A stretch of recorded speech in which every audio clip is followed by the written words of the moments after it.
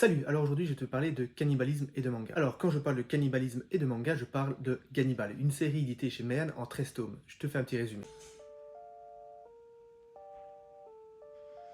Au cours de cette série, nous allons suivre un policier, Teigo Aigawa. Au tout début de l'histoire, celui-ci travaillait dans une ville. Alors tout se passait très bien jusqu'au jour fatidique où il a dû abattre un homme devant sa petite fille. Par conséquent, le policier et sa petite famille se retrouvent dans le village. Ce village s'appelle Kuge et celui-ci semble vraiment paisible au premier abord. Cependant, plus les jours passent, plus le policier, après ses petites routines, se rend compte de certaines choses un peu curieuses. Déjà, à un moment donné, il constate des disparitions, il constate des morts, il sait que son prédécesseur, le policier qui a été là sur place précédemment, est mort aussi et a disparu. Alors quand on parle de disparition et de meurtre, c'est des choses assez explicites, c'est assez horrible. Dans le manga, clairement, on voit parfois des planches où il y a un cadavre à moitié mangé. Alors mangé par un ours, normalement, mais bon, on fait rapidement lien avec le titre Gannibal. Et au sein de ce village, finalement, vous avez, on va dire, deux populations. Vous avez les villageois et le clan Goto. Le clan Goto, c'est vraiment une famille avec des pièces rapportées, etc., qui sont isolés des villageois et ils s'entendent vraiment pas bien. De plus, dans ce village reculé du Japon, isolé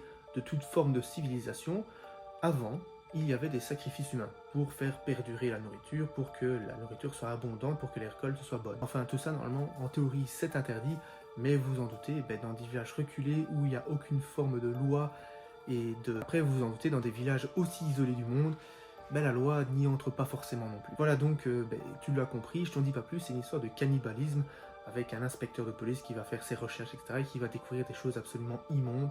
Ça fait froid dans le dos. Alors, pourquoi il faut lire Cannibal finalement? Je vais te le dire tout de suite. Premièrement, les dessins, comme tu as pu le voir durant toute la présentation, les dessins sont incroyables.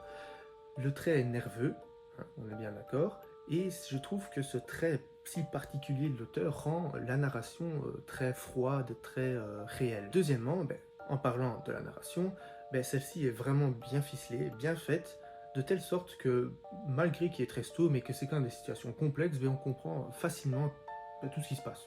Voilà, c'est incroyable. Troisièmement, on parle de cannibalisme. Ouais, cannibalisme, pour nous, c'est bon, ça n'existe plus, mais en fait, si ça existe encore dans certaines parties du monde, ça fait que cette narration, cette histoire pourrait être vraie. Et ça, je trouve ça horrible, quoi. Ça se peut, pendant qu'on parle ici, il y a des gens qui sont découpés et mangés. C'est horrible. Et dernier point que je vais mettre en évidence, moi j'ai lu les 13 tomes, et à la fin, c'est pas une fin fermée, mais c'est pas une fin ouverte non plus. C'est entre les deux, je vais dire.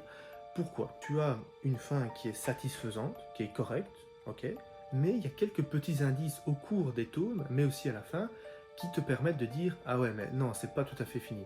Non, il y a encore des petits trucs qui te font réfléchir. Et donc concrètement, moi, quand j'ai fini la série, la première chose que j'ai eu envie de faire, c'est discuter avec quelqu'un qui avait fini aussi cette série, pour voir un peu nos différents points de vue et pour se rendre compte que finalement, ouais, c'est fini, c'est bien, ça se finit, enfin voilà, ça se finit d'une certaine façon, c'est bien, mais non, en fait, c'est pas tout à fait fini. Et ça, vraiment, je trouve que ça amène des débats qui sont vraiment satisfaisants. Voilà, en tout cas, j'espère que la présentation t'a plu.